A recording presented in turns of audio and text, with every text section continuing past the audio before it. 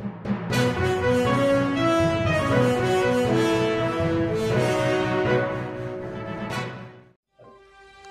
सोलापूर न्यूजमध्ये आपल्या सगळ्यांचं स्वागत।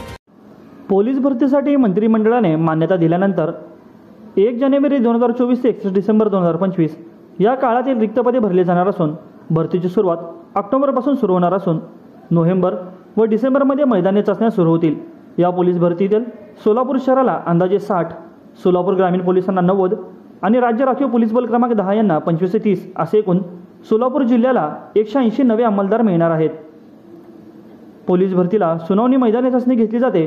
मैदानी किमान 40% गुण मिळालेल्या उमेदवाराची निवड लेखी चाचणीसाठी होते। एकूण रिक्त पदभरतीतील एका पदासाठी 10 उमेदवारांची निवड लेखी परीक्षेसाठी केली जाणार असून त्यानंतर मेरिटनुसार दोन्ही चाचण्यांमध्ये सर्वाधिक गुण मिळाल्यांची निवड पोलीस अंमलदार म्हणून होते।